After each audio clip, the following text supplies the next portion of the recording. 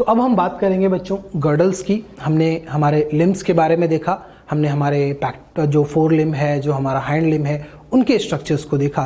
Now it's time to understand girdles, right. तो girdles, जैसा कि मैंने आपको बताया कि ये वो बोन्स हैं जो हमारे लिम्स को हमारे एक्सियल स्केलेटल से जोड़ने का काम करते हैं। जो हमारा फोर लिम है, जो हमारा हैंड लिम है, उसको हमारे मेन एक्सियल बोन्स से जोड़ने का काम करते हैं। ठीक है, तो चलिए स्टार्ट करते हैं। गर्डल्स के बारे में आपको बताया गया, सेम चीज है। पेक्टोरल और पेल्विक गर्डल ये एक्सियल स्केलेटल से जोड़ने का काम करते हैं। जो हमारे बोन्स हैं, जो लिम्स हैं, उनको जोड़ने का यहाँ पे काम करेंगे। ठीक है, फिर इसके बाद अगर देखें बच्चों तो लिखा है each girdle is formed of two halves, right. Two half का मतलब यहाँ पे क्या है कि एक गर्डल में एक तो लेफ्ट साइड हो जाएगा और एक क्या हो जाएगा, राइट साइड। जैसे अगर मैं पेक्टोरल गर्डल की बात करूं जो फोर लिम्स को अटैचमेंट प्रोवाइड कर रहे हैं, तो यहाँ पे आप देखेंगे कि जो पेक्टोरल गर्डल है उसका एक पार्ट तो कहाँ है, इधर है लेफ्ट साइड में, और दूसरा कहाँ है, राइट साइड में। ठीक है, तो इस तरीके से हम देख सकते हैं कि जो हर गर्डल होता है उस गर्डल को दो हाफ में डिवाइड किया जा सकता है। ठीक है, तो each girdle is divided into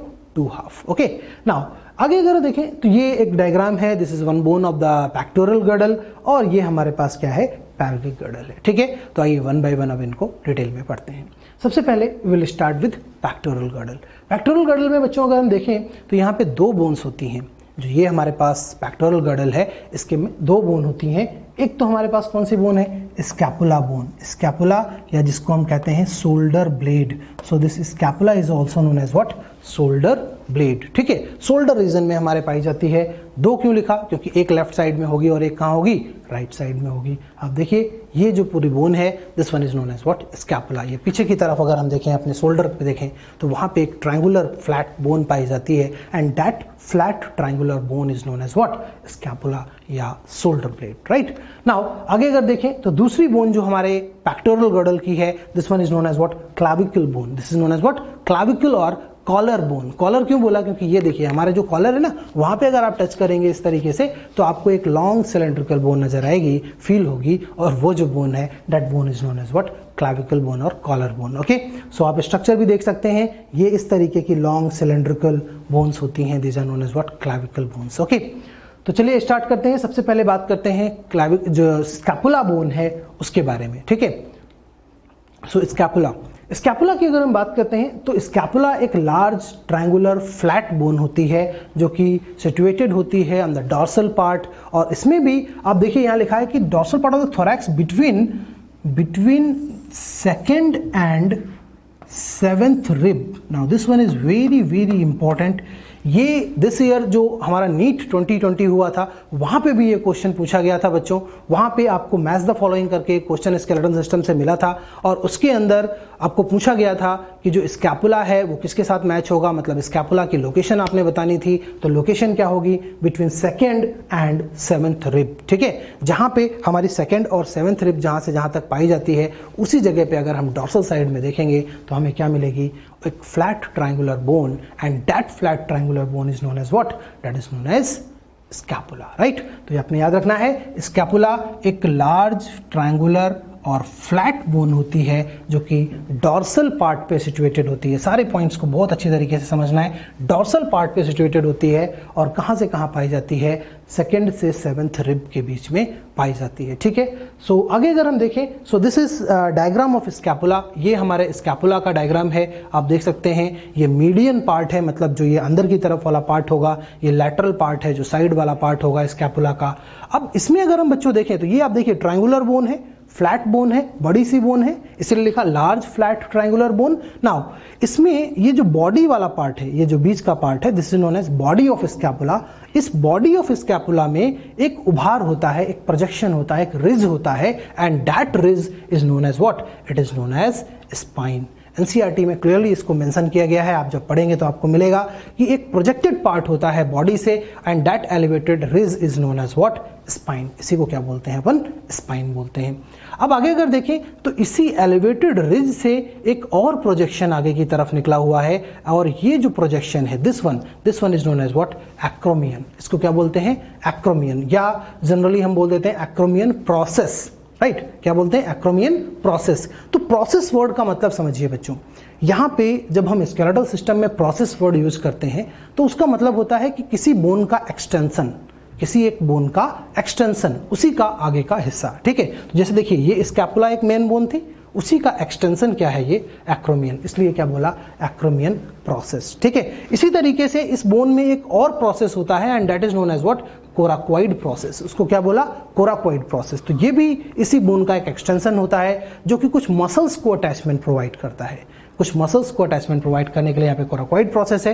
acromion की अगर हम बात करें, now this one is again very important, क्योंकि जो इस बार का क्वेश्चन था उसके अंदर एक्रोमियन की भी बात की गई थी, पूछा गया था एक्रोमियन से कौन सी बोन आके अटैच होती है, जुड़ती है। तो हम देखेंगे एक्रोमियन से हमारी जो क्लैविकल बोन होती है वो जुड़ती है, जो कॉलर बोन होती है वो हमारे पास जो बोन है वो क्या करेगी, जुड़ेगी, राइट। तो एक्रोमियन से जुड़ने वाली जो बोन है वो कौन सी है, क्लैविकल बोन है, ठीक है।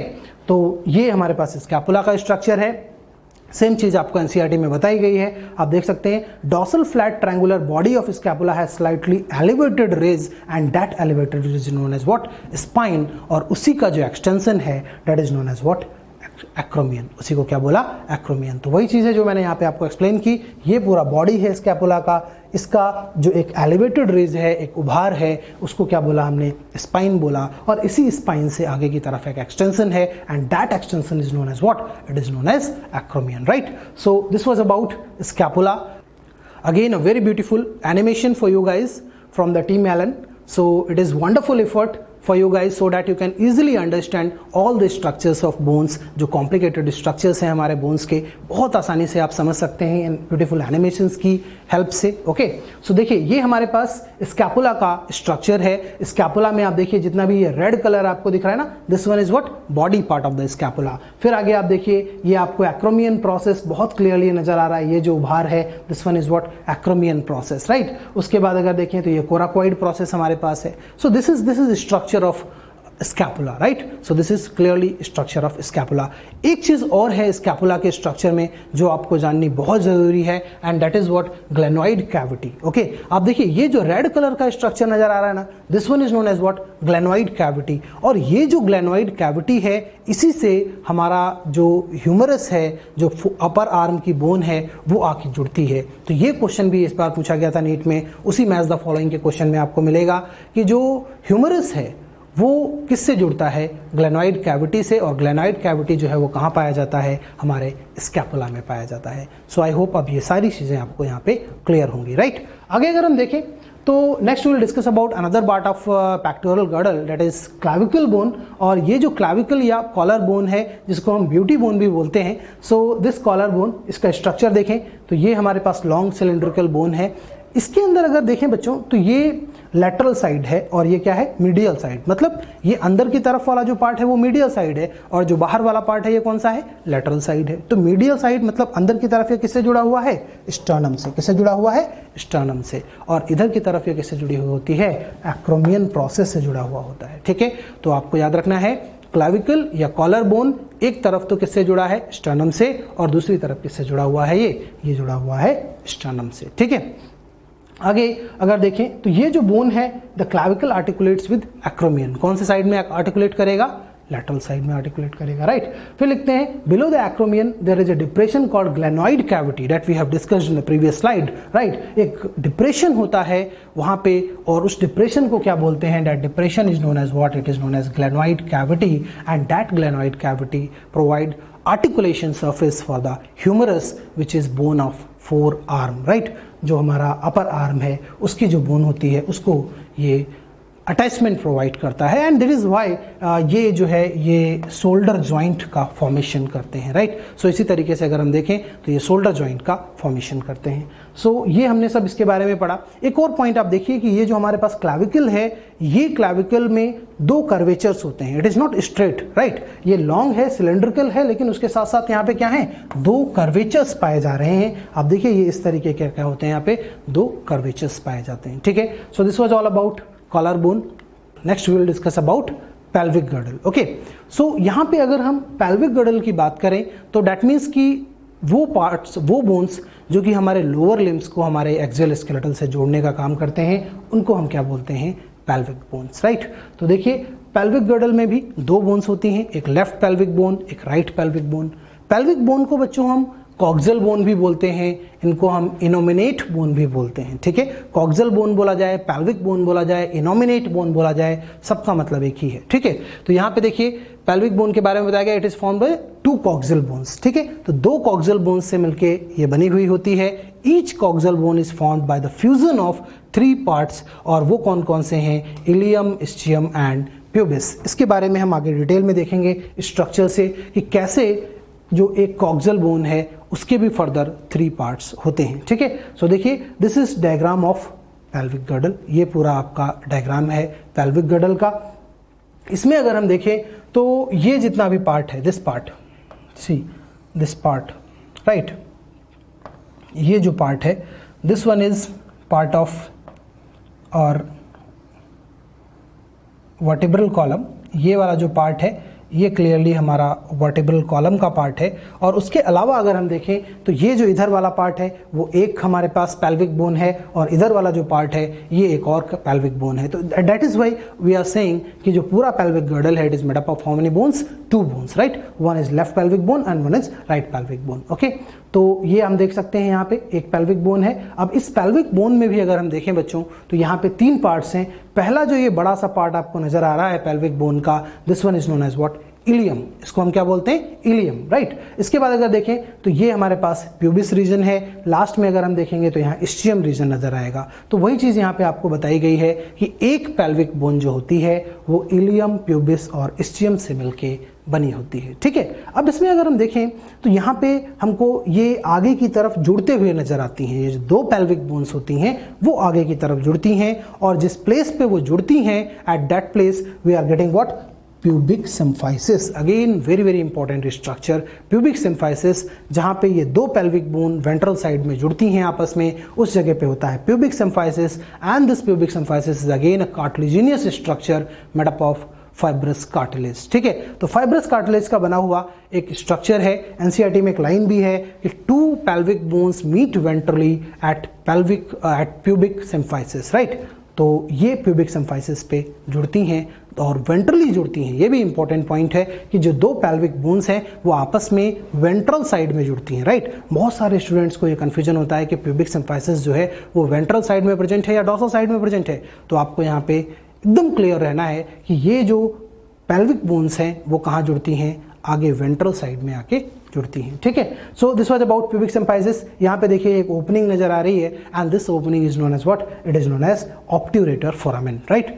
तो ये ऑब्ट्यूरेटर फोरामेन है। Again we are getting a cavity, जैसे हमने देखा था जो हमारी शोल्डर ब्लेड थी, जो स्कैपुला थी, वहां पे कैविटी कौन सी थी बच्चों, ग्लेनोइड कैविटी, जिससे क्या जुड़ रहा था, ह्यूमरस जुड़ रहा था, राइट। उसी तरीके से यहाँ पे अगर हम देखें तो पेल्विक बोन में एक कैविटी है and that cavity is known as what, acetabulum cavity. इससे हम आगे देखेंगे कि जो हमारा हाइंड लिम्ब है उसकी जो फीमर बोन है वो आके आर्टिकुलेट करती है, जुड़ती है, ठीक है।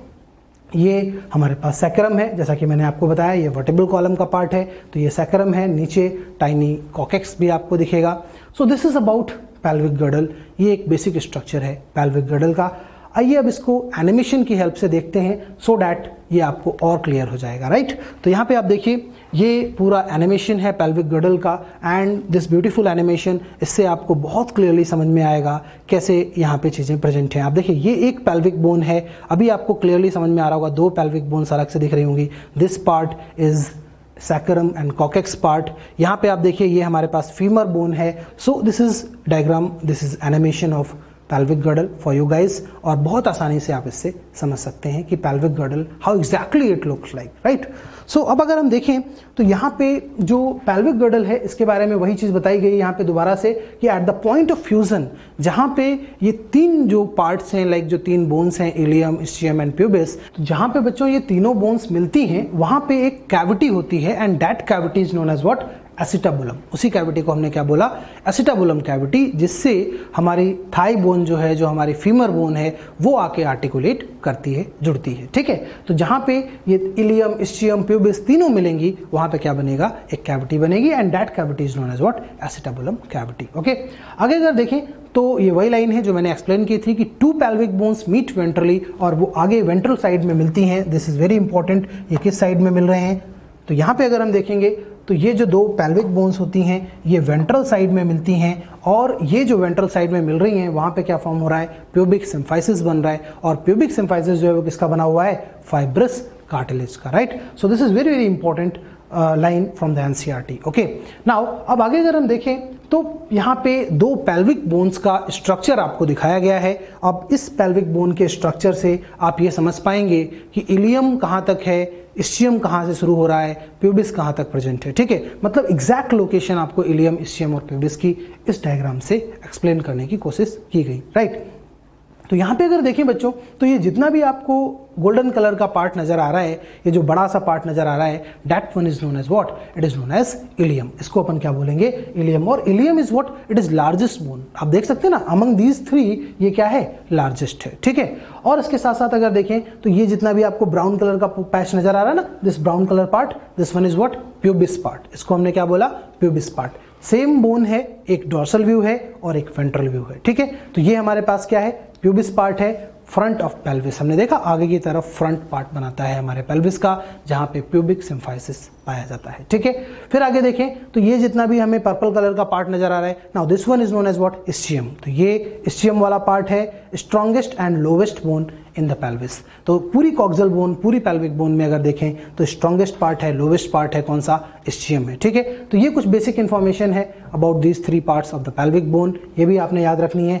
अब वो जो लाइन हमने प्रीवियस स्लाइड में देखी थी वो भी आप देख लीजिए, यहां से और क्लियर हो जाएगा। आप देखिए, this one is what, it is cavity, this is acetabulum cavity. और इस एसिटाबुलम कैविटी में अगर आप देखें तो ऊपर की तरफ कौन है, इलियम है, यहाँ पे आपका प्यूबिस है, यहाँ पे आपका क्या है, इस्चियम है। दैट मीन्स एसिटाबुलम कैविटी जो है वो इन तीनों के जंक्शन पे बनती है, जहाँ पे ये तीनों पार्ट्स जो हैं वो मिलते हैं, वहाँ पे एक कैविटी का फॉर्मेशन होता है, and that cavity is what, acetabulum cavity, right. So in this way आपने बहुत अच्छी तरीके से अब समझ लिया कि जो पेल्विक गर्डल है उसके कौन कौन से पार्ट्स हैं और कैसे वहाँ पे बोन्स जो है वो अटैच होती है, कैसे हमारी थाई बोन आके एसिटाबुलम से अटैच होती है, राइट। अब आगे यहाँ पे देखिए एक ऑब्ट्यूरेटर फोरामेन आपको दिखाया गया है, जो मैंने लास्ट स्लाइड में भी आपको बताया था, ओपनिंग है, this is obturator foramen. So now we will discuss about pelvic girdle, differences in male and female, right. तो मेल और फीमेल के पेल्विक गर्डल में अगर बच्चों देखें तो क्या क्या डिफरेंसेस होते हैं वो भी हम यहाँ पे समझ सकते हैं। जो फीमेल्स का पेल्विक गर्डल होता है that is comparatively broader than that of the males, right. Male की कंपैरेटिवली अगर देखें तो वहाँ पे हिप्स जो होते हैं वो वाइडर होते हैं, मेल्स में यहाँ पे नैरोअर हिप्स पाए जाते हैं, और सैक्रम भी जो है वो कैसा होता है, वाइड होता है इन फीमेल, राइट। तो फीमेल में हिप्स और सैक्रम जो है ये वाइडर होते हैं, और मेल के अंदर अगर हम देखें तो ये कैसे रहते हैं, नैरो रहते हैं। यहाँ पे भी देखें सैक्रम भी कैसा रहेगा, नैरो रहेगा, राइट। अगर हम प्यूबिक की बात करें तो जो प्यूबिस रीजन है वो यहाँ पे लॉन्गर है, रेक्टेंगुलर है, जबकि मेल के केस में ये कैसा होता है, ट्रायंगुलर होता है, right. So these are the few basic differences between male and female pelvic girdle. Okay, so this was all about pelvic girdle, and in this way we have completed all the bones of skeletal system. सारी 206 bones के बारे में हमने पढ़ा, सबके structures हमने देखे, उनके नाम हमने देखे, कुछ के सिग्निफिकेंस भी हमने देखे। सो आई होप अब आपको ये सब कुछ बहुत अच्छी तरीके से क्लियर हो गया होगा, राइट। अब हम बात करते हैं कुछ बिगनर बॉक्स के क्वेश्चंस की। तो देखिए सबसे पहले क्वेश्चन है, ओएस इनोमिनेटम कंसिस्ट ऑफ। ओएस इनोमिनेटम मैंने आपको बताया था, इनोमिनेट बोन कौन सी है, पेल्विक बोन या कॉक्सल बोन, राइट। तो ओएस मतलब ऑसिफाइड, राइट। तो ओएस इनोमिनेटम कॉक्सल बोन का ही नाम है। उसके अंदर क्या क्या होगा, आप देखिए यहाँ पे प्यूबिस भी पाया जाएगा, इस्चियम भी होगा, इलियम भी होगा। तो आंसर क्या हो जाएगा, ऑल ऑफ द अबव हो जाएगा, ठीक है। तो कंफ्यूज नहीं होना है, ओएस इनोमिनेटम मतलब पेल्विक बोन की बात की जा रही है, ठीक है। इसके बाद अगर देखें तो total number of bones in appendicular skeletal, बहुत पहले मैंने आपको बताया था क्या होगा, 126, right. So how many bones are there, 126 bones present in appendicular skeletal. अगर यहीं पे एक्सियल के बारे में पूछा जाता तो क्या होता बच्चों, एक्सियल में 80 बोन्स होते हैं, ठीक है। इसके बाद अगर हम देखें तो कह रहे हैं largest bone of the human skeletal. मैंने आपको बताया था लार्जेस्ट बोन कौन सी है, थाई बोन। थाई बोन कौन सी थी, फीमर बोन, राइट। तो यहाँ पे आंसर क्या हो जाएगा, फीमर, राइट। थाई रीजन की जो बोन है फीमर बोन, वो है लार्जेस्ट बोन, राइट। आगे अगर देखें digit formula of the hands of human, चाहे हैंड की बात की जाए चाहे फुट की बात की जाए, दोनों में डिजिट फॉर्मूला सेम रहेगा। क्या रहेगा, 2 and 4 times 3, राइट। तो क्योंकि थंब में 2 फैलेंजेस हैं, बाकी सब में कितनी है, 3, राइट। तो ये हो जाएगा। आगे देखें scapula. Scapula is a part of pectoral girdle. तो स्कैपुला जो है वो किसका पार्ट है? पेक्टोरल गर्डल का। अपार्ट फ्रॉम स्कैपुला और क्या देखा था हमने पेल्विक गर्डल, पेक्टोरल गर्डल में? क्लाविकल बोन, यस, ठीक है। तो क्लाविकल और स्कैपुला ये दोनों किसका पार्ट होते हैं बच्चों? ये हमारे पेक्टोरल गर्डल का पार्ट होते हैं, ठीक है। ऑब्ट्यूरेटर फोरामेन अभी अभी हमने देखा था, कहाँ पाया जा रहा था? ऑब्ट्यूरेटर फोरामेन जो है वो पेल्विक बोन का एक पार्ट होता है। तो ये बना किससे था? यहाँ पे इस्चियम और प्यूबिस मिल रहे थे, क्योंकि इलियम तो ऊपर तरफ था, ठीक है, इलियम ऊपर की तरफ था, तो यहाँ क्या होंगे? इस्चियम होगा और क्या होगा? प्यूबिस होगा, ठीक है। अगर यही क्वेश्चन पूछा जाता है एसिटाबुलम के बारे में, तो आंसर क्या हो जाता है आपका? इन दैट केस आंसर होता आपका इलियम, इस्चियम एंड प्यूबिस, क्योंकि हमने देखा एसिटाबुलम तीनों मिलकर बना रहे थे, बट ऑब्ट्यूरेटर फोरामेन केवल 2 मिलकर बना रहे थे, एक था इस्चियम और एक कौन सा था? प्यूबिस था, ठीक है। आगे अगर देखें तो नंबर ऑफ टार्सल्स की बात कर रहे हैं, एंकल रीजन के बोन्स की बात कर रहे हैं, कितना पढ़ा था हमने? 7, राइट। तो ईच हाइंड लिम्ब में जो टार्सल्स का नंबर है वो कितना होगा? 7। अगर कार्पल्स की बात की जाती तो नंबर कितना हो जाता बच्चों? 8, ठीक है। आगे अगर देखें which one is bone of 4 limb, अब आपको आइडेंटिफाई करना है। देखिए इस तरीके के क्वेश्चंस भी मिल सकते हैं आपको। 4 लिम्ब के बोन्स कौन कौन से हैं? तो देखिए ह्यूमरस जो है वो कहाँ पाई जाती है? अपर आर्म में, तो ये 4 लिम्ब की बोन हो गई। फीमर कहाँ है? थाई बोन होती है। टिबिया, फिबुला ये सब कहाँ है? सैंक रीजन में, तो ये सब किसकी बोन्स हैं? हाइंड लिम्ब की। बट ये वाली कौन सी है? ह्यूमरस 4 लिम्ब की बोन है, ठीक है। तो there are variety of questions, ठीक है, बहुत सारे अलग अलग तरीके के क्वेश्चंस बन सकते हैं। A cup shaped cavity for articulation of femur, femur के हेड की बात की जा रही है। फीमर मतलब हाइंड लिम्ब की जो हमारे पास बोन है फीमर, उसकी बात की जा रही है। तो हाइंड लिम्ब किसके साथ अटैच्ड होता है? पेल्विक बोन के साथ। और कैविटी कौन सी बनी थी? Acetabulum cavity, right. So answer will be acetabulum cavity. Now अब देखिए इसी क्वेश्चन में अगर थोड़ा सा वेरिएशन करें, अगर हम पूछें कि हेड ऑफ ह्यूमरस जो है वो किसके साथ आर्टिकुलेट करेगा, सो आंसर क्या होगा आपका? ग्लेनोइड कैविटी, ठीक है। जो अपर आर्म का ह्यूमरस बोन है उसका हेड ग्लेनोइड कैविटी के साथ जुड़ता है, लेकिन फीमर का हेड किसके साथ जुड़ेगा? आर्टिकुलेट करेगा एसिटाबुलम कैविटी के साथ, राइट। तो अब देखते हैं number of bones present in 4 limb of the human. चाहे 4 लिम्ब की बात की जाए, चाहे हाइंड लिम्ब की बात की जाए, नंबर फिक्स है और वो कितना है? 30, राइट। तो 30 बोन्स प्रेजेंट होती हैं 4 लिम्ब के अंदर, right. So this is how we have understood कि कौन कौन से हमारे पास स्ट्रक्चर्स हैं, कौन कौन सी बोन्स हैं हमारे स्केलेटल सिस्टम में, राइट। तो बच्चों अब हम इस चैप्टर में एक और पार्ट की तरफ बढ़ते हैं और बात करते हैं जॉइंट्स की, राइट। तो अभी तक हमने बोन्स के बारे में देखा, उनके स्ट्रक्चर्स को देखा। Now it's time to understand joints. Joints की अगर हम बात करें बच्चों, so joints are very very important for our movements. जब भी हम मूवमेंट करते हैं तो उसके लिए जो जॉइंट्स होते हैं they are very very important, and that is why they have written कि joints are essential for all type of movements involving bones, right. जितने भी बोन्स हमारे बॉडी में जहाँ जहाँ प्रेजेंट हैं, उन पार्ट्स की अगर हमने मूवमेंट करनी है तो वो बिना जॉइंट के पॉसिबल नहीं होती है। चाहे वो लोकोमोटरी मूवमेंट हो, चाहे वो नॉर्मल मूवमेंट हो, दोनों ही कंडीशंस में। लोकोमोटरी मूवमेंट का मतलब क्या है? मैंने आपको बताया था स्टार्टिंग में कि जब हम प्लेस को चेंज करते हैं, डिस्प्लेस करते हैं पूरी बॉडी को, तो ऐसी मूवमेंट को क्या बोलते हैं? Locomotory movement. तो मतलब अगर मुझे यहाँ पे खड़े रह के अपने हैंड को मूव कराना हो या मुझे यहाँ से कुछ दूर तक चल के जाना हो, दोनों ही कंडीशंस में बच्चों हमें जॉइंट्स की ज़रूरत पड़ेगी, राइट। इसके अलावा मैंने आपको ये भी बताया था कि जो मसल्स होती हैं वो फोर्स जनरेट करती हैं, राइट। तो जो मसल्स ने फोर्स जनरेट किया वो जॉइंट्स ने कैरी आउट किया मूवमेंट्स की फॉर्म में, राइट। तो यहाँ पे अगर हम देखें तो वही चीज़ लिखी हुई है, फोर्स जनरेटेड बाय मसल्स। जो मसल्स ने फोर्स जनरेट किया that will be used to carry out movements through the joints, right. तो जॉइंट्स के थ्रू उसी से क्या होगा? फिर आगे मूवमेंट होती है, ठीक है। So this is basic introduction of the joint कि जॉइंट क्या होता है, क्यों जरूरी होते हैं। तो हर तरीके की मूवमेंट के लिए हमें जॉइंट्स की जरूरत होती है, ठीक है। नाउ किस जॉइंट में कितना मूवमेंट होता है that will depend on several factors, right. तो वही यहाँ पे लिखा हुआ है, बहुत सारे वेरियस फैक्टर्स हैं कि किस जॉइंट में कितना मूवमेंट होगा। जैसे फॉर एग्जांपल उस जॉइंट का स्ट्रक्चर कैसा है, दो जो बोन्स जहाँ पे मिल रही हैं वहाँ पे कोई फ्लूइड है, कोई कार्टिलेज है या कोई फाइबर्स हैं, किस तरीके का स्ट्रक्चर है, उसके ऊपर डिपेंड करेगा कि वो जो दो बोन्स हैं उनके बीच में जो मूवमेंट है वो कैसा रहेगा, राइट। तो यहाँ पे अगर हम देखें तो depending on their structural nature 3 तरीके के जो जॉइंट्स हैं वो हमारे बॉडी में मेनली पाए जाते हैं। इनमें हमारे पास है फाइब्रस जॉइंट, हमारे पास कार्टिलेजिनियस जॉइंट है, हमारे पास साइनोवियल जॉइंट है। ठीक है,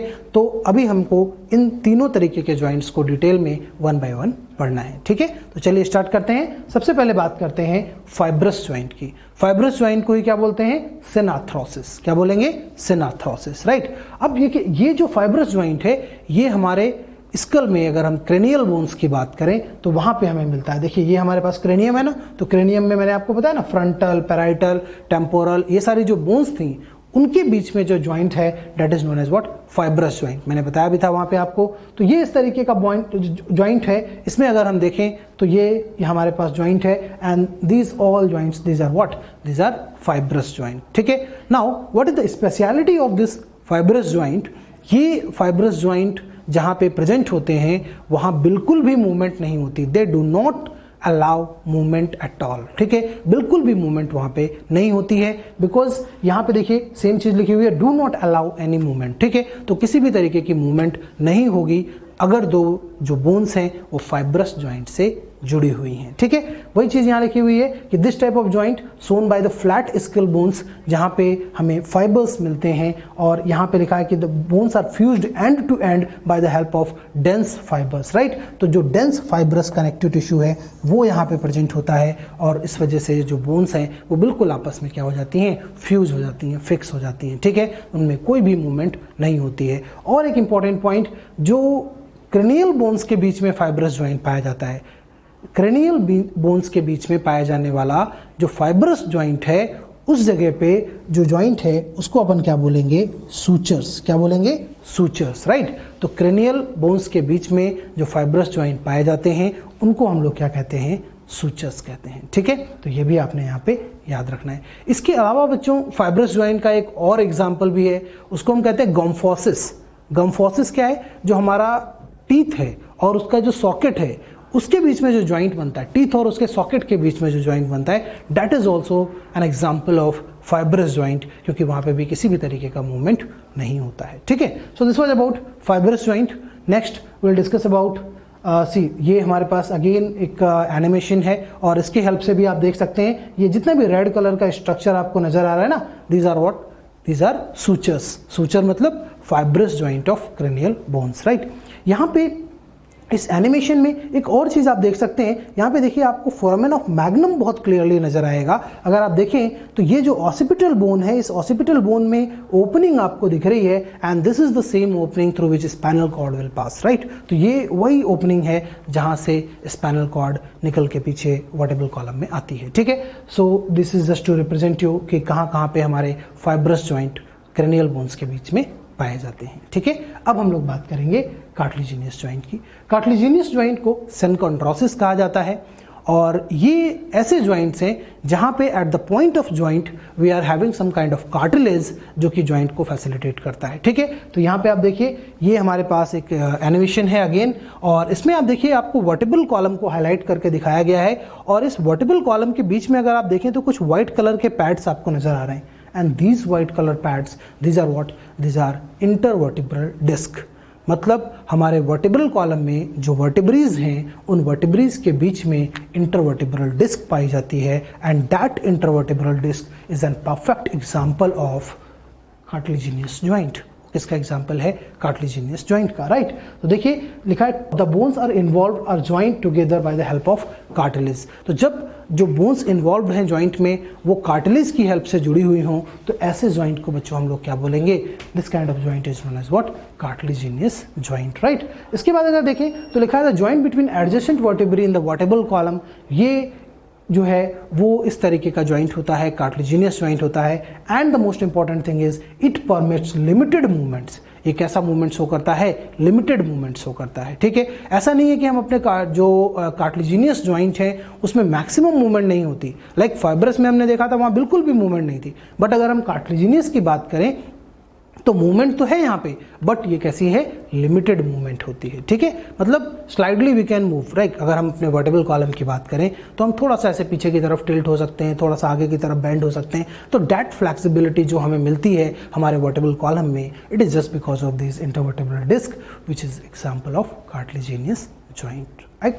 ओके अभी आगे देखें तो अगेन दिस इज डायग्राम, और इसमें आप देख सकते हैं ये इंटरवर्टिब्रल डिस्क है, क्लियरली आपको दिखाया गया है। तो इंटरवर्टिब्रल डिस्क जो होती है वो हमको एक फ्लैक्सिबिलिटी प्रोवाइड करती है, हमारे बॉडी को एक फ्लैक्सिबिलिटी प्रोवाइड करती है। अगेन आप देख सकते हैं ये इस तरीके से हम टिल्ट कर सकते हैं आगे की तरफ और पीछे की तरफ यहाँ पे टिल्ट कर सकते हैं just because of this intervertebral disc. आप इमेजिन करके देखिए कि अगर हमारे बॉडी में ये इंटरवर्टिब्रल डिस्क नहीं होते तो क्या होता, हमारा जो वर्टिब्रल कॉलम है वो बिल्कुल स्ट्रेट रहता और हम फिर रोबोट की तरह आगे बढ़ते, राइट, बिल्कुल रोबोट की तरह एकदम स्टैटिक पोजीशन में। We can't even bend backward और फॉरवर्ड, इस तरीके से हम जो है हमारी जो फ्लैक्सिबिलिटी है बॉडी की वो नहीं मिलती, राइट। सो आपने याद क्या रखना है कि जब ज्वाइंट के पॉइंट पे कोई कार्टिलेज प्रेजेंट है तो ऐसे ज्वाइंट को अपन क्या बोलेंगे, कार्टिलेजिनियस ज्वाइंट बोलेंगे। और ये जो कार्टिलेजिनियस ज्वाइंट है दे अलाउ स्लाइड मूवमेंट, ज़्यादा नहीं थोड़ी बहुत मूवमेंट यहाँ पे होती है, स्लाइड मूवमेंट यहाँ पे अलाउड होती है, right. Now coming to synovial joint, now this one is very important joint, that is synovial joint which is also known as diarthrosis। ये बच्चों एक ऐसा जॉइंट है जहाँ पे मैक्सिमम मूवमेंट मिलती है, सबसे ज़्यादा मूवमेंट जब हमें मिलती है तो वो वहाँ पे कौन कौन से जॉइंट्स होते हैं, साइनोवियल जॉइंट्स होते हैं, ठीक है। तो यहाँ पे अगर देखें तो this is structure of synovial joint, ये स्ट्रक्चर है साइनोवियल जॉइंट का। इसमें अगर आप देखें तो ये हमें एक साइनोवियल मेम्ब्रेन मिलती है, this is what synovial membrane. अब ये साइनोवियल मेम्ब्रेन चारों तरफ से एक कैविटी फॉर्म कर देती है बीच में, और वो जो कैविटी है that cavity remain filled with an fluid, और वो जो एक फ्लूइड होता है that fluid is known as what, synovial fluid. क्या बोलते हैं, साइनोवियल फ्लूइड। तो वही चीज यहाँ पे मेंशन की गई, fluid filled synovial cavity, synovial cavity में साइनोवियल फ्लूइड भरा हुआ है। अब आपको ये क्लियर हो गया होगा कि यहाँ पे मैक्सिमम मूवमेंट क्यों होती है, बिकॉज आप स्ट्रक्चर से ही समझ सकते हैं, दो बोन्स है, दोनों के बीच में क्या है, फ्लूइड भरा हुआ है। अब फ्लूइड भरा हुआ है तो they can easily slide over each other, right. तो ये एक दूसरे के ऊपर बहुत आसानी से स्लाइड कर सकते हैं, बहुत इजिली मूव कर सकते हैं just because of this particular arrangement जहाँ पे फ्लूइड फिल्ड कैविटी पाई जा रही है, ठीक है। अब आगे अगर देखें तो वही चीज़ें एक्सप्लेन की गई हैं, characterised by presence of fluid filled cavity, एक फ्लूइड फिल्ड साइनोवियल फ्लूइड जो है वो भरा हुआ होता है वहाँ पे। तो ऐसी कैविटी होती है जहाँ पे दो बोन्स आपस में आर्टिकुलेट करती हैं। आर्टिकुलेट करने का मतलब क्या है, जुड़ना, जहाँ पे दो बोन्स आपस में जुड़ती हैं, ठीक है। फिर आगे लिखते हैं such an arrangement allow considerable movements, right. तो मैक्सिमम मूवमेंट जो है वो हमें किस में मिलेगी, आउट ऑफ 3 मैक्सिमम मूवमेंट हमें मिलेगी साइनोवियल जॉइंट में, ठीक है। तो एक बार फिर से रिवाइज करेंगे, फाइब्रस जॉइंट में बिल्कुल मूवमेंट नहीं है, कार्टिलेजिनियस में स्लाइटली मूवेबल जॉइंट्स होते हैं, और अगर हम साइनोवियल की बात करते हैं तो यहाँ पे हमें मैक्सिमम मूवमेंट मिलती है, ठीक है। Now we will discuss some types of synovial joints, जो साइनोवियल जॉइंट्स हैं उनके टाइप्स हैं। अब बहुत सारे तरीके के साइनोवियल जॉइंट हमारे बॉडी में अलग अलग जगह पे पाए जाते हैं, one by one we will discuss them, कैसे वो होते हैं, ठीक है। सबसे पहले है ball and socket, again very important joint, ball and socket joint. नाम से ही समझ में आ रहा है बच्चों कि इसमें एक जो बोन है उसमें उसका जो हेड है वो बॉल लाइक होगा, और दूसरी बोन में क्या होगी, एक कैविटी होगी, ठीक है। इस वजह से क्या बोलेंगे, बॉल एंड सॉकेट। एक बोन का जो हेड है वो बॉल लाइक होगा और दूसरी में क्या होगी, एक कैविटी पाई जाएगी, और वो दोनों आपस में फिट हो जाएंगे और मूव करेंगे। तो ऐसे जॉइंट को अपन क्या बोलेंगे, बॉल एंड सॉकेट जॉइंट, ठीक है। तो यहाँ पे आप देखिए, आपको ये स्ट्रक्चर नजर आ रहा है ना, यहाँ पे आप देख सकते हैं ये जो कौन सी बोन है, ये हमारे अपर आर्म की ह्यूमरस बोन है, ठीक है। तो ह्यूमरस के पास ये कैविटी कौन सी है, ग्लेनोइड कैविटी। तो ह्यूमरस का जो स्ट्रक्चर है कैसा है, बॉल लाइक स्ट्रक्चर है, अंदर क्या है, कैविटी में क्या है, सॉकेट है, ठीक है। तो ये बॉल एंड सॉकेट जॉइंट इस तरीके से यहाँ पे बनता है, एक बोन में कैविटी, एक बोन में हेड होगा, ग्लोबुलर हेड होगा, गोल हेड होगा, और वो मूव करेगा। तो ऐसे जो जॉइंट्स हैं वो कहाँ पाए जाते हैं, ये जॉइंट्स हमारे पास between humerus and pectoral girdle पाए जाते हैं, ठीक है। तो जो हमारा पैक्टोरल गर्डल है, जो हमारी ह्यूमरस बोन है, ये जो जॉइंट है, this is example of what, ball and socket joint. और इसी जॉइंट में आप देखिए कि मैक्सिमम डिग्री ऑफ मूवमेंट है, ठीक है। यहाँ पे हम अपने हैंड को किसी भी तरीके से मूव कर सकते हैं, आगे पीछे, इस तरीके से ना, वी कैन मूव और hand in various directions just because of this particular arrangement. बहुत ही अच्छा अरेंजमेंट यहाँ पे है, और इसी वजह से आप देखते हैं ना, क्रिकेट में बॉलिंग करते समय हम पूरे जो अपना हैंड है तो उसको बहुत अच्छी तरीके से क्या कर सकते हैं, मूव कर सकते हैं, ठीक है। तो ये मैक्सिमम मूवमेंट शो करता है अमंग द साइनोवियल, सबसे ज़्यादा जो मूवमेंट शो करता है वो कौन सा होता है, बॉल एंड सॉकेट होता है। एक एग्जांपल आपको दिखाया गया है, एक और एग्जांपल कौन सा हो जाएगा, फीमर और एसिटाबुलम, राइट। फीमर और एसिटाबुलम जो हमारा लोअर लिम्ब है और जो पेल्विक गडल का जॉइंट है वो भी कैसा है, बॉल एंड सॉकेट जॉइंट का एग्जाम्पल है, ठीक है। अब आगे बात करते हैं हिंज जॉइंट की। हिंज जॉइंट में बच्चों आपको पहले ये समझना होगा कि हिंज का मतलब क्या होता है, ठीक है। हिंज का मतलब देखिए आप इस एनिमेशन से समझिए, हिंज का मतलब क्या है, ये डोर है हमारे पास और इस डोर में क्या है हमारे पास, ये एक स्ट्रक्चर यहाँ पे अटैच ना, metallic structure. Now this metallic structure जो कि डोर को उसके फ्रेम से जोड़ के रखता है, this metallic structure, this golden colour metallic structure, this one is known as what, hinge. Hindi में इसको क्या बोलते हैं, कब्जा। क्या बोलते हैं, कब्जा। मतलब जो डोर को उसके फ्रेम के साथ अटैच करके रखता है और डोर को मूव करने में हेल्प करता है, that structure is known as what, hinge, ठीक है। तो इसीलिए यहां पे नाम पड़ा क्या, हिंज जॉइंट।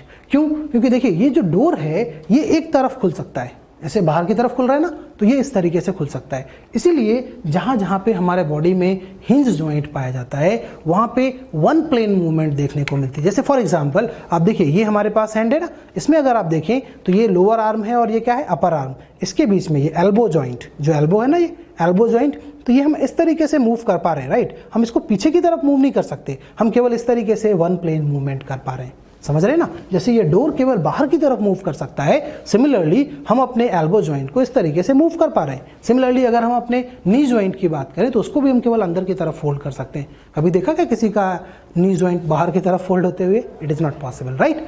तो ये हिंज जॉइंट होता है जब हमको वन प्लेन मूवमेंट मिलता है, ठीक है। तो एग्जांपल्स आप देख सकते हैं, दिस एल्बो जॉइंट आप देख सकते हैं, ये एल्बो जॉइंट है। सिमिलरली नी जॉइंट की अगर हम बात करें तो नी जॉइंट भी क्या है, वन प्लेन मूवमेंट एग्जिबिट करता है, ठीक है। So knee joint and elbow joint, these are example of what, hinge joint. Another beautiful example of hinge joint is our phalanges. आप देखिए ये जो फैलेंजेस है ना, इन फैलेंजेस को हम इस तरीके से अंदर की तरफ मूव कर सकते हैं, ठीक है, अंदर की तरफ। इज इट पॉसिबल कि हम इसको पीछे की तरफ मूव कर पाए उतना flexibly? No, it is not possible. तो ऐसी सभी जगह जहाँ पे हमें वन प्लेन मूवमेंट मिल रहा है, ऐसी जो जगह हैं उनको अपन क्या बोलेंगे, these are known as hinge joints, ठीक है। ऐसे जॉइंट्स को हम क्या बोलेंगे, हिंज जॉइंट्स। नाउ आगे अगर देखें तो next is pivot joint. Pivot joint में क्या होता है बच्चों, ये समझिए। पाइवट जॉइंट में एक बोन में एक प्रोजेक्शन होता है, एक बोन में एक प्रोजेक्शन होता है और दूसरे बोन में एक कैविटी होती है। जैसे फॉर एग्जांपल ये प्रोजेक्शन है और ये क्या हो गई, कैविटी हो गई, ठीक है। ये प्रोजेक्शन जो है वो इस कैविटी में जाके फिट हो जाएगा और वो ये क्या करेगा, मूव करेगा। तो इस तरीके का जब अरेंजमेंट होता है, एक बोन में प्रोजेक्शन और दूसरे में उसकी कैविटी, तो ऐसे जॉइंट को अपन क्या बोलेंगे, पाइवट जॉइंट बोलेंगे। अगेन आप देखिए यहाँ पे this is example of Atlas and axis. जो हमारी फर्स्ट सर्वाइकल वर्टेब्री है, जो सेकेंड सर्वाइकल वर्टेब्री है, उसमें इस तरीके का जॉइंट पाया जाता है। आप देखिए ये जो ब्लू कलर की बोन है इसमें क्या है, प्रोजेक्शन है, और जो ग्रीन कलर का स्ट्रक्चर है इसमें क्या है, कैविटी है। तो ये प्रोजेक्शन इस कैविटी में फिट हो गया और अब ये क्या कर रहा है, हल्का सा रोटेट कर रहा है, ठीक है। सिमिलरली यहाँ देखिए जो ब्लू कलर से बोन आपको दिखाया गया, this one is C2, second cervical vertebrae. क्या नाम बताया था, एक्सिस, ठीक है। और ये फर्स्ट वाली कौन सी है, एटलस C1 या एटलस, फर्स्ट सर्वाइकल वर्टेब्री। तो देखिए इसके अंदर मैंने बताया था ना आपको, एक बिगनर बॉक्स का क्वेश्चन भी हमने किया था, वहां पे लिखा था ओडेंटॉइड प्रोसेस। मैंने आपको बताया था पेग या डेंस भी बोलते हैं इसको। तो ये ब्लू जो बोन है, जो C2 है हमारे पास, एक्सिस बोन है, उसमें एक प्रोजेक्शन है और वो प्रोजेक्शन किसके अंदर फिट हो गया, C1 या एटलस के अंदर फिक्स हो गया और इसी वजह से ये क्या कर पा रहे हैं, मूव कर पा रहे हैं। मैंने आपको बताया था यही रीजन है कि जो हमारी C2 है, जो एक्सिस बोन है, उसको हम नो बोन भी बोलते हैं, बिकॉज हम इस तरीके से नॉडिंग में अपने हेड को क्या कर सकते हैं, मूव कर सकते हैं, just because of this pivot joint, right. So this is wonderful example of pivot joint. Similarly यहाँ पे देखिए ये भी आपको पाइवट जॉइंट को है एक्सप्लेन करके दिखाया गया है। तो ये देखिए आप एटलस है, नीचे ये एक्सिस है, एक्सिस का जो ओडेंटॉइड प्रोसेस है, जो पेग है, जो डेंस है, वो एटलस के सॉकेट में पहुंच गया और फिर वो क्या कर रहा है, मूव कर रहा है, right. So this is example of pivot joint. Another wonderful example of pivot joint आप बहुत आसानी से देख सकते हैं। देखिए ये हमारे पास हैंड है, ठीक है। अब इसमें आप देखिए ये फोर आर्म है, अब जो अपर आर्म है, और ये क्या है, लोअर आर्म। अब लोअर आर्म में आप देखिए रेडियस और अल्ना दो बोन से मैंने आपको बताया था। इसमें अगर आप देखें तो ये इस तरीके से मूव कर पा रहे हैं, हम अपने हैंड को इस तरीके से मूव कर पा रहे हैं ना। ये जो मूवमेंट है, this movement is also just because of the pivot joint present between radius and ulna. ठीक है। रेडियस और अल्ना के बीच में भी यहाँ पे जो जॉइंट होता है वो कैसा होता है, पाइवट जॉइंट होता है, और इसी वजह से हम अपने हैंड को इस तरीके से प्रोनेट सुपेनेट पोजीशंस में मूव करा पा रहे हैं, ठीक है। So this is what beauty of zoology is, right. We can exactly feel, हम बहुत आसानी से फील कर सकते हैं चीज़ों को, and that is why zoology is very wonderful subject, right. तो यहाँ पे आप देखिए ये पाइवट जॉइंट के बारे में हमने देखा। अब आगे अगर देखें तो next we will discuss about gliding joint. अभी ग्लाइडिंग का मतलब समझिए, देखिए यहाँ पे अगर आप टर्म्स का मतलब समझेंगे तो ये जॉइंट्स बहुत आसान हो जाएंगे। अगर हम ग्लाइडिंग की बात करें तो ग्लाइडिंग का मतलब क्या है, दो चीजें एक दूसरे के ऊपर फिसल रही हैं, राइट। दो चीजें जो फ्लैट हैं वो एक दूसरे के ऊपर फिसल रही हैं, तो ऐसा जब जॉइंट होगा तो उसको अपन क्या बोलेंगे, ग्लाइडिंग जॉइंट। क्या बोलेंगे, ग्लाइडिंग जॉइंट, ठीक है। तो यहाँ पे आपको दिखाया गया है, ये एक एनिमेशन है जिसके थ्रू आप समझ सकते हैं ग्लाइडिंग जॉइंट्स है। देखिए ये जो टार्सल्स हैं उनके बीच का जो जॉइंट है वो कौन सा है, ग्लाइडिंग जॉइंट है। Another example, another very important example of gliding joint is between carpals, जो हमारे रिस्ट बोन है उसमें जो कार्पल्स हैं उन कार्पल्स के बीच में भी कैसा जॉइंट पाया जाता है, ग्लाइडिंग जॉइंट पाया जाता है, ठीक है। तो ये भी आपने याद रखना है, gliding joint present between carpals as well as tarsals, ठीक है।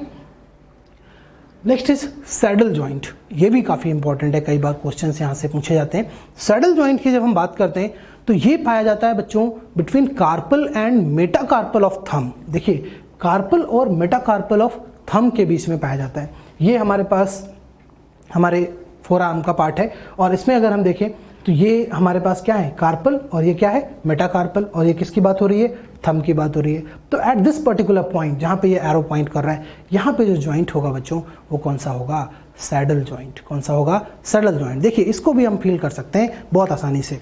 आप इस तरीके से अपने हैंड को रखिए और यहाँ पे जहाँ मैंने फिंगर रखी इस तरीके से आप फिंगर रखिए। Now you can rotate your thumb, आप इस तरीके से थंब को रोटेट करिए, right. You will feel, definitely you will feel कि यहाँ पे आपको कुछ मूवमेंट समझ में आएगा, राइट। आप नोटिस करेंगे ये जो थंब का मूवमेंट है वो एग्जैक्टली यहाँ से नहीं हो रहा, अदर कहाँ से हो रहा है, यहाँ से हो रहा है, बिकॉज यहाँ पे रिस्ट रीजन में हमें क्या मिला, रिस्ट रीजन में कार्पल, और यहाँ पे क्या है, मेटाकार्पल, राइट। तो at the junction of carpal and metacarpal at this particular place जब आप अपनी फिंगर को रखेंगे और इसको रोटेट करेंगे, definitely you will feel movement, and that movement is what, it is what, saddle movement, right, saddle joint.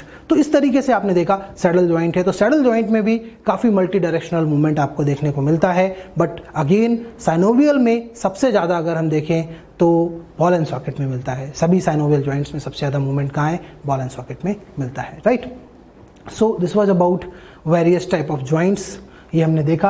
अभी एक टेबल की हेल्प से हम यहाँ पे समझ सकते हैं कि कौन कौन से एग्जाम्पल्स हैं। ये एग्जाम्पल्स आपसे पूछे जा सकते हैं। तो बॉल एंड सॉकेट जॉइंट मैंने आपको बताया, शोल्डर जॉइंट है, और कौन सा है, हिप जॉइंट है, ठीक है, जो हमारी फीमर और जो पेल्विक बोन है उसके बीच का जॉइंट है। हिंज जॉइंट, नी जॉइंट है, एल्बो जॉइंट है, इंटरफैलेंजल जॉइंट है। These are all examples of what, synovial joint, right. Again hinge joint. Then after pivot joint, pivot joint is present between atlas and axis as well as radius and ulna, ठीक है। Gliding joint की बात करें between carpals, ठीक है। इसी तरीके से saddle joint, joint between carpal and metacarpal of thumb. So this one is important. This is present at the between, not between all the carpals and metacarpals. It is exclusively present in carpals and metacarpal of thumb, right? So ये हमने यहाँ पे देखा कि जो different तरीके के joints हैं वो कैसे यहाँ पे प्रेजेंट होते हैं। आपने इनके सबके जो एग्जाम्पल्स हैं वो याद रखने हैं, उसके साथ साथ याद रखना है कौन सा जॉइंट कितना मूवेबल होता है। वंस अगेन एक बार दोबारा से देखिए, फाइब्रस जॉइंट इमूवेबल होता है, कार्टिलेजिनियस जॉइंट स्लाइडली मूवेबल होता है, और साइनोवियल जॉइंट में मैक्सिमम मूवमेंट पाई जाती है। So now we will discuss about disorders of skeletal system. तो बच्चों जब हम स्केलेटल सिस्टम के डिसऑर्डर्स की बात करते हैं तो सबसे पहला और बहुत ही कॉमन जो डिसऑर्डर है वो कौन सा है, आर्थराइटिस, राइट। अब आर्थराइटिस नाम से ही हमको समझ में आ रहा है कि इसका मतलब क्या होगा। देखिए आर्थरस वर्ड का मतलब क्या होता है बच्चों, जॉइंट होता है, और आइटिस वर्ड का मतलब क्या होता है, ये जो आइटिस वर्ड है इसका मतलब आपने पढ़ा हुआ है, आइटिस का मतलब क्या होता है, इन्फ्लामेशन, ठीक है। तो इस पूरे वर्ड का मतलब क्या निकल के आएगा, जॉइंट का इन्फ्लामेशन। मतलब जब कभी भी जॉइंट्स के ऊपर इन्फ्लामेशन हो जाता है तो ऐसी कंडीशन को बच्चों हम लोग क्या बोलेंगे, आर्थराइटिस, राइट। तो यही चीज आपके एनसीईआरटी में लिखी हुई है कि inflammation of joint is known as what बच्चों, आर्थराइटिस। ठीक है, आप देखिए डायग्राम देखिए, ये हमारे पास साइनोवियल जॉइंट है, आपने रिकॉग्नाइज कर लिया होगा। तो ये एक साइनोवियल जॉइंट है, ये एक नॉर्मल जॉइंट का डायग्राम आपको दिखाया गया है। और दूसरी तरफ हम देखें तो जब आर्थराइटिस किसी पर्सन को हो जाती है उस कंडीशन में ये जॉइंट कैसा दिखता है, ये भी यहाँ पे आप देख सकते हैं। देखिए यहाँ पे ये एक नॉर्मल स्ट्रक्चर है, यहाँ आप देखिए ये जो स्ट्रक्चर है, जो साइनोवियल कैविटी वाला पार्ट था, यहाँ पे पूरा क्या हो चुका है, इन्फ्लामेशन हो चुका है। ठीक है, इन्फ्लामेशन वर्ड आप लोगों को पता होगा, मतलब क्या होता है, जब कहीं भी स्वेलिंग आती है, रेडनेस होती है, पेन होती है, तो उस पूरे इवेंट को अपन क्या बोलते हैं, इन्फ्लामेशन बोलते हैं। ठीक है, तो यहाँ पे अगर हम देखें, जब भी कभी इन्फ्लामेशन होगा जॉइंट के ऊपर तो क्या बोला जाएगा, आर्थराइटिस हुई। राइट, अब नाउ आर्थराइटिस जो है बच्चों, ये कई तरीके का होता है। Types of arthritis depends on the cause of this inflammation.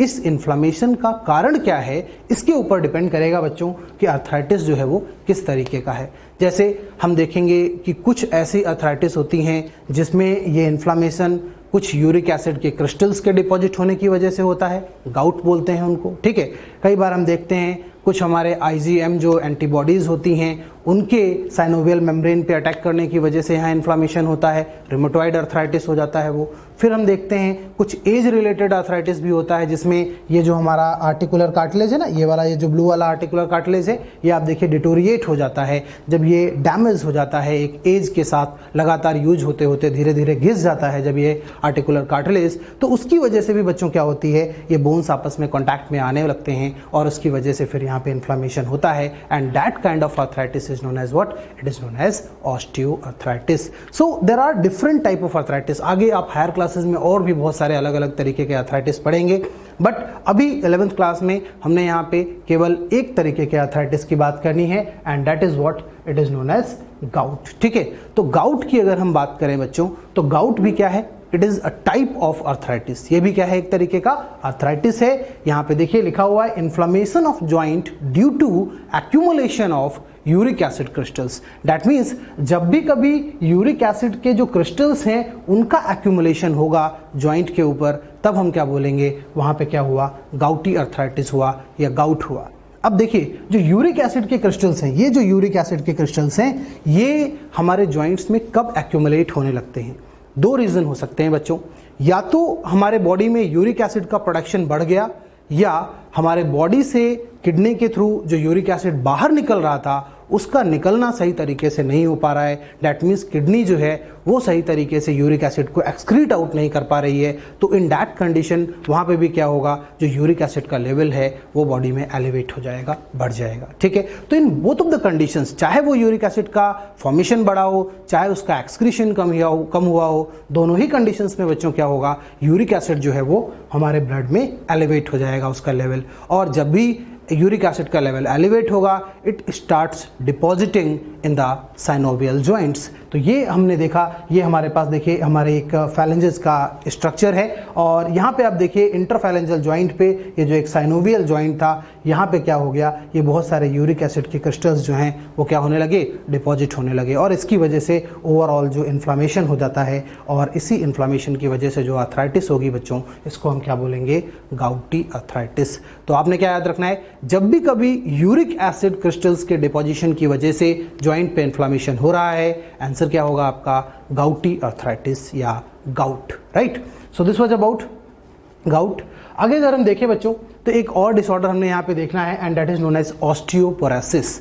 अब देखिए यहाँ पे भी नाम से ही क्लियर है, ऑस्टियो मतलब क्या है बच्चों, बोन, और पोरोसिस, पोर वर्ड का मतलब क्या होता है आपको पता ही है, ओपनिंग्स, माइन्यूट ओपनिंग्स। ठीक है, तो जब भी कभी हमारी बोन पोरस हो जाएगी, ठीक है, जब हमारी बोन जो है वो पोरस हो जाएगी, उसके अंदर बहुत सारे छोटे छोटे छेद हो जाएंगे, तो ऐसी कंडीशन में हम क्या बोलेंगे, कौन सा डिसऑर्डर हुआ, ऑस्टियोपोरोसिस। नाम से ही क्लियर है, ऑस्टियोपोरोसिस मतलब बोन जो है वो कैसी हो गई बच्चों, पोरस हो गई।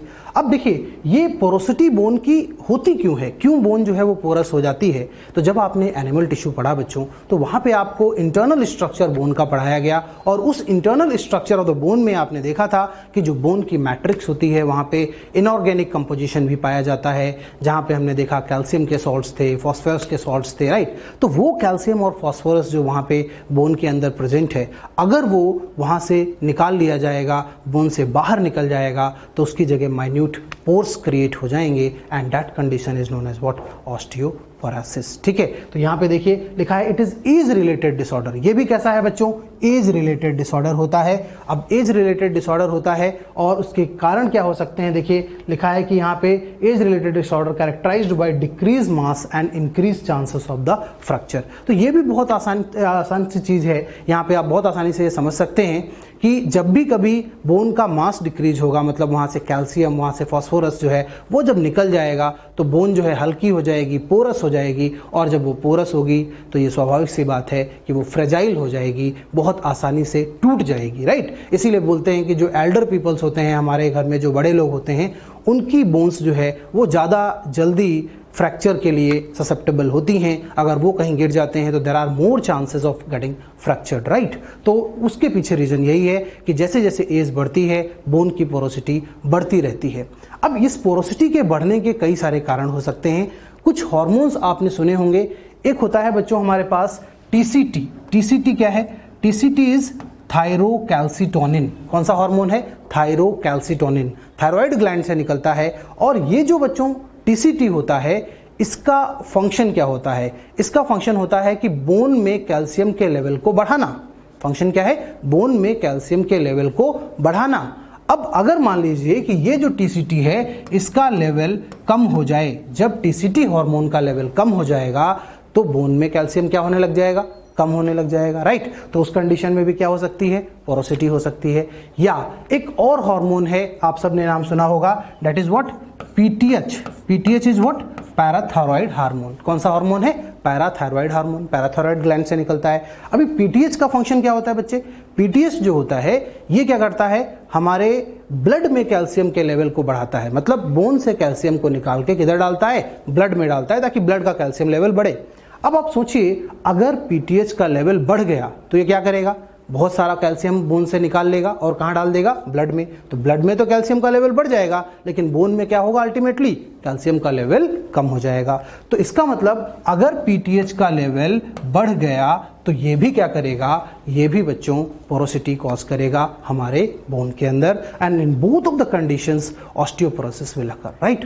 तो इसीलिए ये जरूरी है कि टीसीटी और पीटीएच इन दोनों का लेवल बैलेंस रहे, सो दैट ब्लड और बोन में कैल्शियम का लेवल, फास्फोरस का लेवल वहां पे क्या रहे, बैलेंस्ड रहे। ठीक है, तो एक तो ये कारण है टीसीटी और पीटीएच हार्मोन्स के इम्बैलेंस होने की वजह से ऐसा हो जाता है, इनके लेवल के इम्बैलेंस होने की वजह से ऐसा हो जाता है।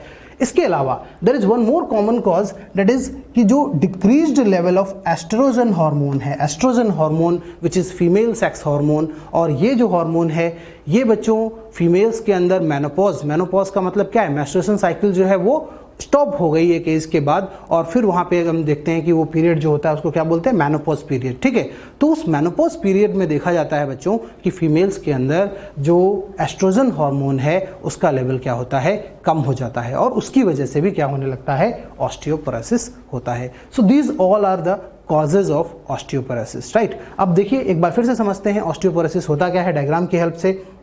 अब देखिए ये हमारे पास क्या है, नॉर्मल बोन है। ठीक है, नॉर्मल बोन आप देख रहे हैं यहाँ पे ये थोड़ी थोड़ी पोरोसिटी पाई जा रही है, और यहाँ पे जब हम एक ऑस्टियोपोरोसिस बोन का क्रॉस सेक्शन देखेंगे तो आप देखेंगे कि जो पोर्स हैं वो सब क्या हो रहे हैं, बहुत बड़े बड़े पोर्स आपको दिख रहे हैं, यहाँ पे बड़े बड़े पोर्स निकल आए हैं। ठीक है, तो ये जो बड़े बड़े पोर्स आपको नजर आ रहे हैं उसके पीछे रीजन क्या है कि यहाँ से जो कैल्शियम है, जो फॉस्फोरस है, वो सब बाहर आ गया, ब्लड में आ गया, और यहाँ पे बहुत सारे पोर्स क्रिएट हो गए। अब ये चीज़ और इजिली आपको समझ में आ रही होगी कि this bone is more fragile, because यहाँ पे जो बोन मास है वो क्या हो गया, कम हो गया। ठीक है, सो इस तरीके से आप देख सकते हैं ये ऑस्टियोपोरोसिस की जो बोन होती है, यहाँ पे इस तरीके से बड़े बड़े से क्या हो जाते हैं, पोर्स क्रिएट हो जाते हैं, जस्ट बिकॉज जो कैल्शियम और फास्फोरस जैसी मिनरल्स हैं वो सब वहाँ से क्या होते हैं, बाहर आ जाते हैं। ठीक है, so this was about osteoporosis. याद रखेंगे एज रिलेटेड डिसऑर्डर है, और ऑस्टियोपोरोटिक जो बोन होती हैं ऐसी ऑस्टियोपोरोसिस वाली, उनके अंदर फ्रैक्चर के चांसेस क्या होते हैं बच्चों, ज़्यादा होते हैं। ठीक है, अब आते हैं आगे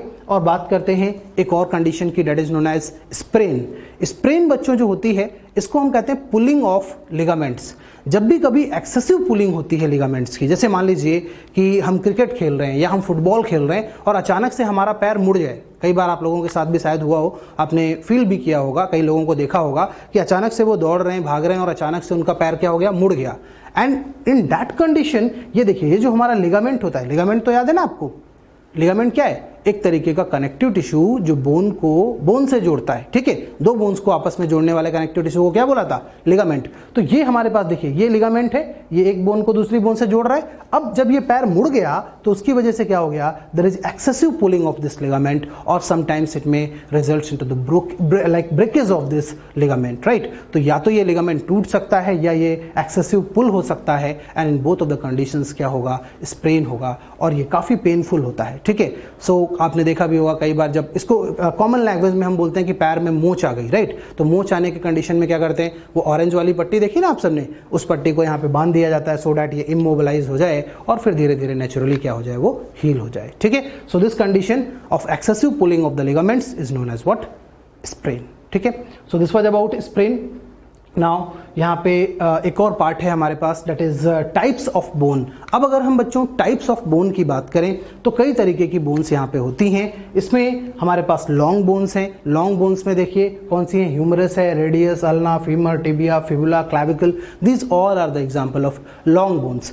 फिर आगे देखें शॉर्ट बोन्स, तो मैंने आपको बताया कुछ टाइनी बोन्स हमारे रिस्ट रीजन में, हमारे एंकल रीजन में पाई जाती हैं, and these tiny bones are known as what, carpals and tarsals, ठीक है। फिर आगे देखिए फ्लैट बोन्स की बात की गई। फ्लैट बोन्स में आपको बताया गया स्कल बोन्स होती हैं हमारी, जो फ्लैट बोन्स होती हैं। इसके अलावा स्टर्नम है, और कौन सी है, रिब्स हैं, स्कैपुला है, ये सब कौन कौन सी होती हैं, फ्लैट बोन्स होती हैं। बट एक चीज और आपने यहाँ पे याद रखनी है कि all skull bones are not flat bones, right. All skull bones are not flat bones. Like अगर हम कुछ क्रेनियल बोन्स की बात करें, जो इंटरनल क्रेनियल बोन्स हमने पढ़ी थी, लाइक स्फेनॉइड है, इथमॉइड है, वो बच्चों फ्लैट बोन्स नहीं होती हैं। आपने देखा था स्फेनॉइड का स्ट्रक्चर कैसा था, बटरफ्लाई शेप का, बहुत ही कॉम्प्लिकेटेड स्ट्रक्चर था। तो वो इरेगुलर बोन्स की कैटेगरी में आती हैं। बाकी मोस्ट ऑफ द बोन्स जो है वहाँ पे वो कैसी होती हैं, फ्लैट बोन्स होती हैं, ठीक है। तो ये आपने याद रखना है यहाँ पे। इसके बाद अगर देखें तो इरेगुलर बोन्स की बात की जा रही है, ऐसी बोन्स जो काफी हैफजर्ड स्ट्रक्चर होता है, काफी टेढ़ा मेढ़ा स्ट्रक्चर होता है, तो उनको अपन क्या बोलते हैं, इरेगुलर बोन्स। जैसे हमने पढ़ी ear ossicles, malleus, incus, stapes, उसी तरीके से वर्टिब्रीज के स्ट्रक्चर हमने देखे, बहुत सारे प्रोजेक्शंस थे वहां पे, ठीक है। तो वो भी क्या हो गई, हमारी इरेगुलर बोन्स हो गई, ठीक है। फिर आती है सेसमोइड बोन। मैंने आपको बताया था टेंडन के ऑसिफिकेशन से जो बोन बनेगी उसको क्या बोलेंगे, सेसमोइड बोन। कौन कौन सी हैं, पटेला लार्जेस्ट सेसमोइड बोन थी, पिसिफॉर्म कहाँ पाई गई थी, हमारे फोर लिम्ब में, एक कार्पल होती है, ठीक है। तो इस तरीके से ये हमने टाइप ऑफ बोन्स के बारे में यहाँ पे पढ़ना था। अब हम आगे कुछ क्वेश्चंस की बात करेंगे। तो देखिए बिगनर बॉक्स 5 के कुछ क्वेश्चंस को सॉल्व कर लेते हैं। सबसे पहले है बच्चों एल्बो जॉइंट। एल्बो जॉइंट जो है वो किस तरीके का जॉइंट है, मैंने आपको बताया था, it is what, hinge joint. कौन सा जॉइंट है बच्चों, हिंज जॉइंट होता है, ठीक है। और उसके अलावा देखिए हम शोल्डर जॉइंट की बात कर रहे हैं, किसके बीच में प्रेजेंट होता है, तो हमको पता है ये हमारी ह्यूमरस जो है और जो ग्लेनोइड कैविटी है उसके बीच में प्रेजेंट होगा। तो वही लिखा हुआ है कि क्या होगा, glenoid cavity of the pectoral girdle and head of humerus, ठीक है। तो ये इसका आंसर हो जाएगा। बहुत सिंपल क्वेश्चन है जो हमने पीछे पढ़ा हुआ है, उसी के बेसिस पे क्वेश्चंस। तो यहाँ पे देखिए head of humerus articulates with pectoral girdle, और उस ज्वाइंट को अपन क्या बोलेंगे, बॉल एंड सॉकेट ज्वाइंट। यही जो हमने प्रीवियस क्वेश्चन किया उसी से रिलेटेड है। जो हेड ऑफ ह्यूमरस है वो कैसा था, बॉल लाइक, और ग्लेनोइड कैविटी कैसी थी, सॉकेट लाइक, एक दूसरे के अंदर फिट हो गए और फिर वो मूव कर रहे थे। तो ऐसे ज्वाइंट को क्या बोला था हमने, बॉल एंड सॉकेट ज्वाइंट, ठीक है। फिर आगे देखें तो कह रहे हैं which one is ball and socket joint. Again same question है, देखिए आंसर आपका क्या हो जाएगा यहाँ पे, ह्यूमरस एंड पेक्टोरल गर्डल, ठीक है। ह्यूमरस एंड पेक्टोरल गर्डल, ठीक है, क्योंकि बॉल एंड सॉकेट ज्वाइंट है यहाँ पे भी, ठीक है। आगे अगर हम देखें बच्चों तो कह रहे हैं which one of the following is correctly matched. अब देखिए हिंज ज्वाइंट क्या कह रहे हैं, बिटवीन वर्टिब्रेज, वर्टिब्रेज के बीच में हिंज ज्वाइंट नहीं पाया जाता है। यहाँ देखिए ग्लाइडिंग ज्वाइंट कहाँ होता है बच्चों, between zygapophysis of the successive vertebrae. Now this one is very important. आप देखिए कि जो जैगेपोफाइसिस है वो क्या होता है, दो वर्टिब्रेज की जैगेपोफाइसिस के बीच में ग्लाइडिंग ज्वाइंट बनता है। ये काफ़ी अच्छा क्वेश्चन है, यहाँ से कॉन्सेप्ट भी आपको समझ में आएगा। अब देखिए यहाँ पे ये हमारे पास डायग्राम है एक वर्टिब्री का। इसमें अगर हम देखें तो ये एक वर्टिब्री है, ये मान लीजिए वर्टिब्री नंबर 1 है, और ये क्या है, वर्टिब्री नंबर 2।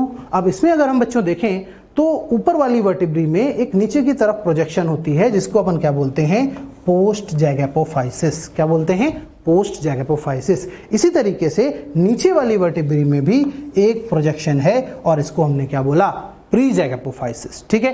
तो ऊपर वाली का पोस्ट और नीचे वाली का जो प्री है वो आपस में जुड़े हुए होते हैं, और जब ये जहाँ पे ये जुड़े हुए होते हैं, इस पर्टिकुलर पॉइंट पे अगर आप देखें यहाँ पे ये क्या है, जुड़े हुए हैं, और ये जो पॉइंट है ये कौन सा जॉइंट है, ग्लाइडिंग जॉइंट। याद रखिए मैंने आपको बताया था जब भी दो फ्लैट सरफेस आपस में जुड़ेंगी और स्लाइड करेंगे एक दूसरे के ऊपर तो कौन सा जॉइंट बनेगा, ग्लाइडिंग जॉइंट, राइट। तो वही चीज़ यहाँ पे आपको बताई गई कि ऊपर वाले का पोस्ट और नीचे वाले का प्री ये आपस में जुड़े होते हैं दो सक्सेसिव वर्टेब्रेज के pre and post zygapophysis. Similarly यहाँ देखें तो ये 2 का ये कौन सा है, देखिए यहाँ पे ये कौन सा है, पोस्ट जैगप ऑफ फाइसिस। इसके नीचे क्या होगा, थर्ड वर्टेब्री, उसका क्या होगा, प्री।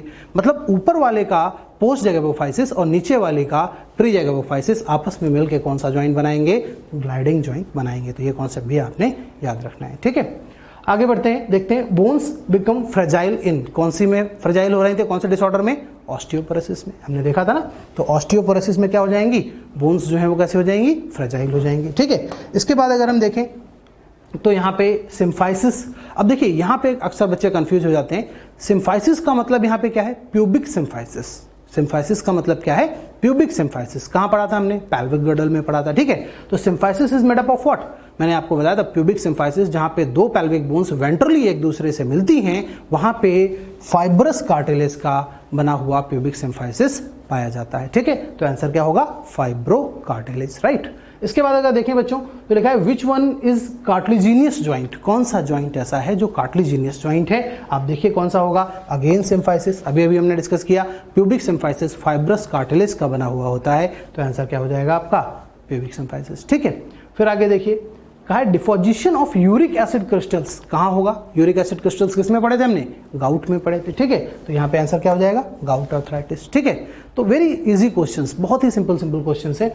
फिर आप देखिए the example of pivot joint is, pivot joint का एग्जाम्पल कौन सा है, मैंने आपको बताया था फर्स्ट सर्वाइकल वर्टिब्री और सेकंड सर्वाइकल वर्टिब्री के बीच में कौन सा जॉइंट था बच्चों, दैट वाज पाइवट जॉइंट, जहां पे हमारी जो एक्सिस है वो एटलस के साथ फिट हो जाती थी और हम इस तरीके से नो बोन जो है उसको बोल रहे थे क्योंकि हम नॉडिंग नो में कर पा रहे थे, ठीक है। तो यहाँ पे अगर हम देखें तो आंसर क्या हो जाएगा, बिटवीन एटलस एंड एक्सिस, ठीक है। एटलस और एक्सिस के बीच में जो जॉइंट बनेगा वो कौन सा होगा बच्चे, पाइवट जॉइंट, ठीक है। सो अब हमने बच्चों ये चैप्टर को कंप्लीट कर लिया है और इस चैप्टर में हमने बोन्स के बारे में पढ़ा, बोन्स के स्ट्रक्चर्स के बारे में पढ़ा, जॉइंट्स के बारे में बात की और डिसऑर्डर्स के बारे में बात की। आई होप आप सबको बहुत अच्छी तरीके से ये चैप्टर समझ में आया होगा। अब आपने क्या करना है बच्चों, एनसीईआरटी में जितनी भी चीज़ें दी गई हैं उन सभी को लाइन बाय लाइन बहुत अच्छी तरीके से पढ़ना है, मॉडल के क्वेश्चंस को सॉल्व करना है, that's all, right. Okay, thank you.